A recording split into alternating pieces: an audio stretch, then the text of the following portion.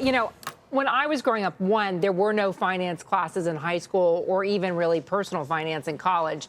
But I was always told that 60% of your investments should be in stocks and like 40 in bonds.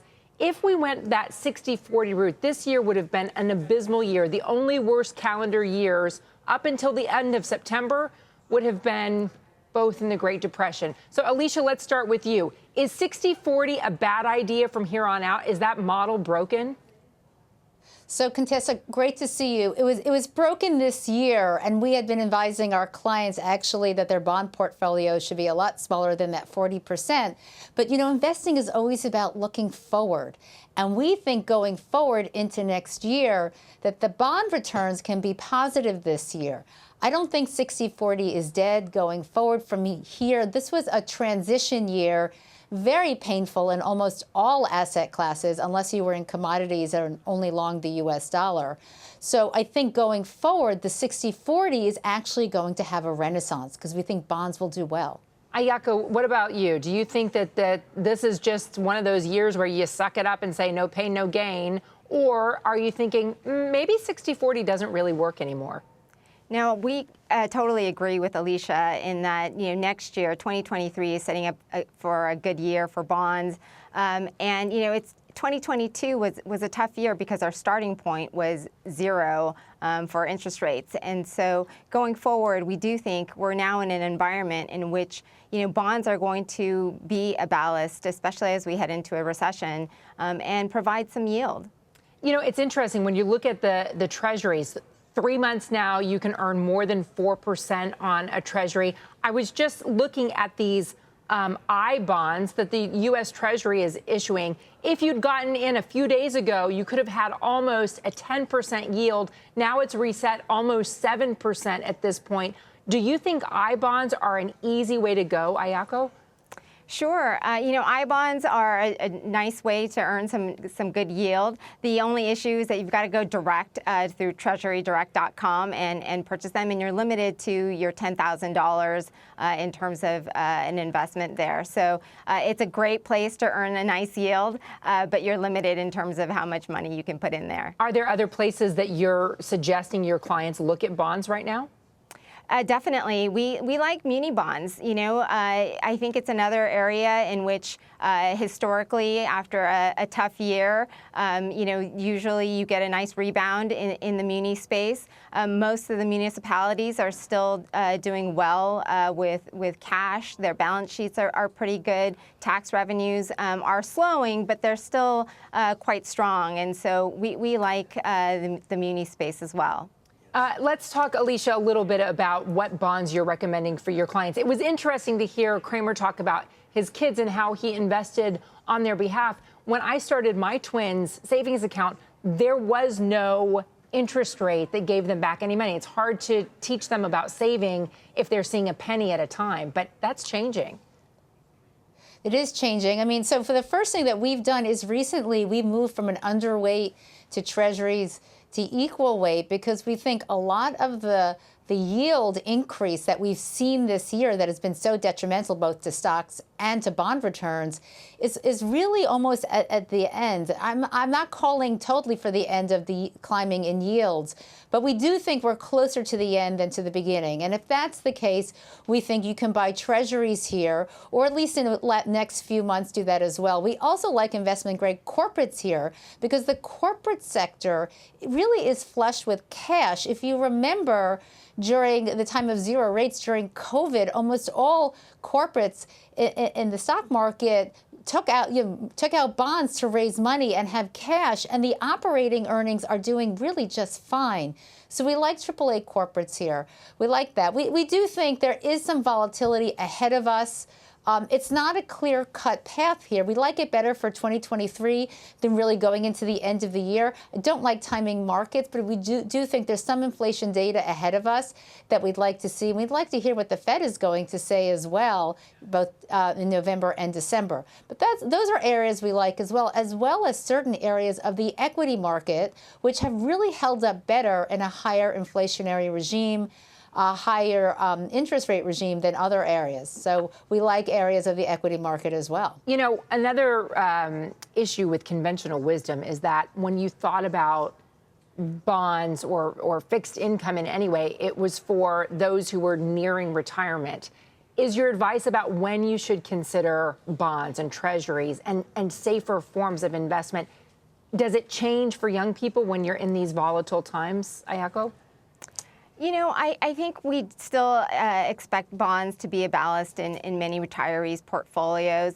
But again, given the attractiveness of some of the fixed income markets that we're seeing, we do think that it's nice to have as a ballast, especially for people who have only been concentrated in stocks, and you know, especially in a few stocks that have done really well over the last 5 years or so. I think it's a time to diversify across both asset classes as well as within the asset class. And for our viewers here, do you think that this would be a good time to deploy cash back into stocks if you're sitting on some, if you have some set aside? What do you think, Alicia?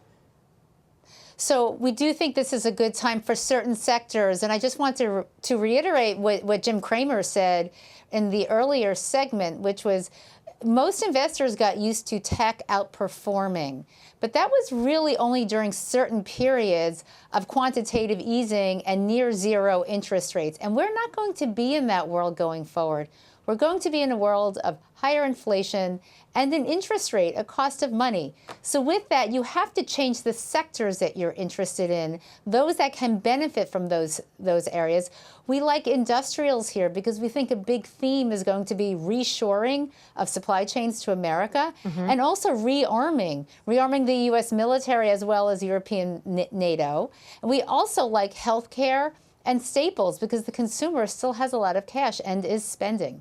All right, so both of you have contributed some must-dos or must-consider steps for us. I want to put some of these up on the screen. And first off, Ayako, you say you should ensure your portfolio is properly diversified. What does that mean? Sure. You know, from our perspective, we like to look at it not just, again, from an asset class perspective, but within each asset class, you know, are you properly diversified?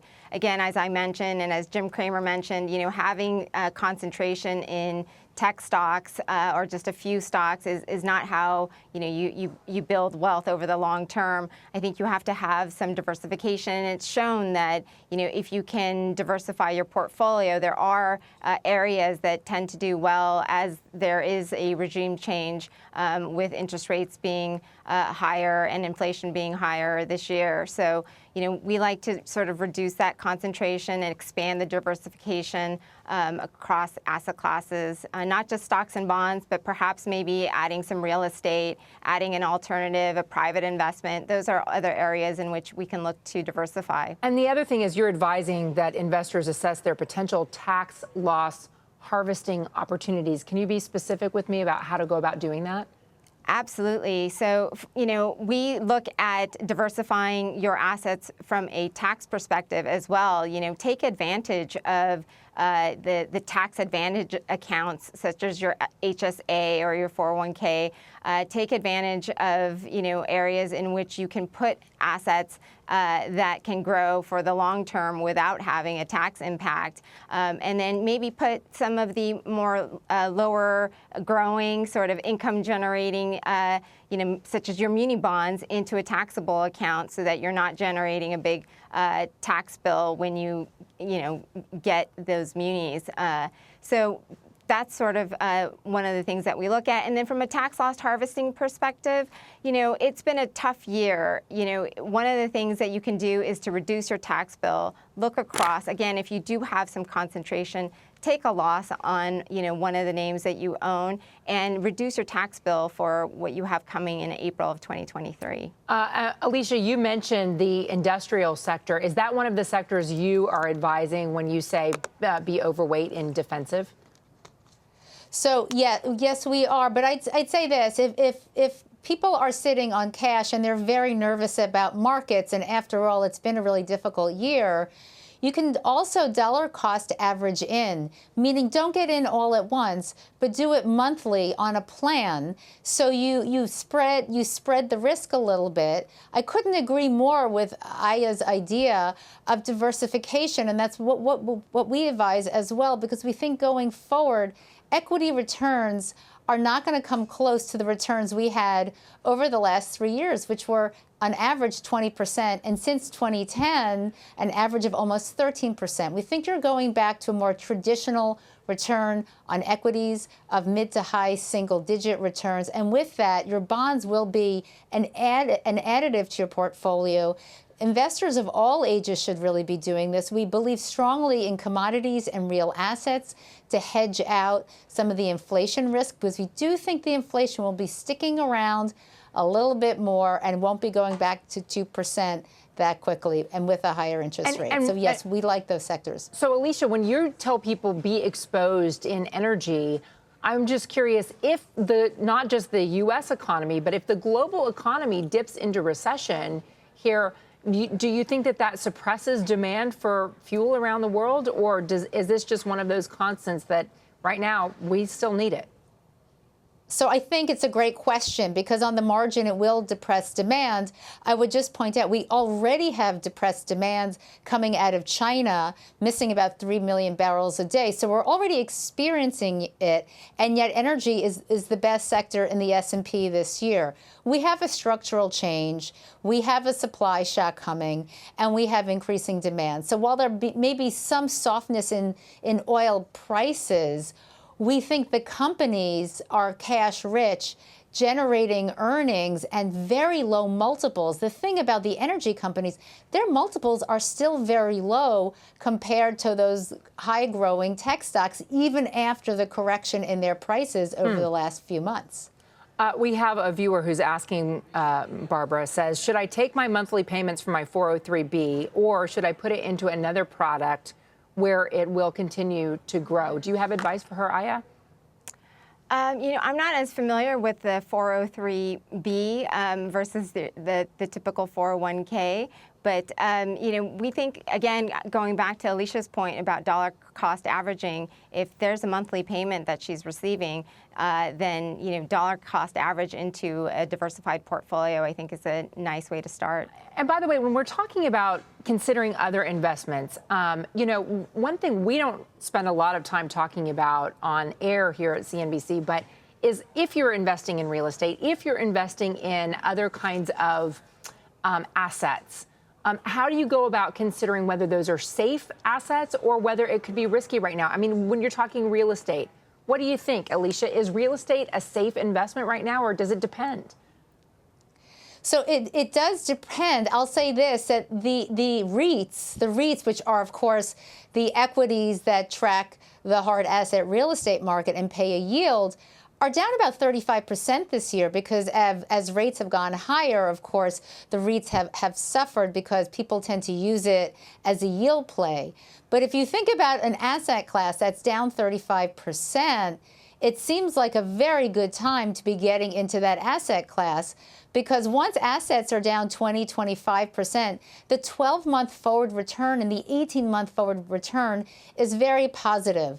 So investors can use ETFs, which are exposed to these different hard assets, as ways to get diversification within their portfolios if obviously it's hard to buy a hard commodity. So that's one of the ways that we would recommend.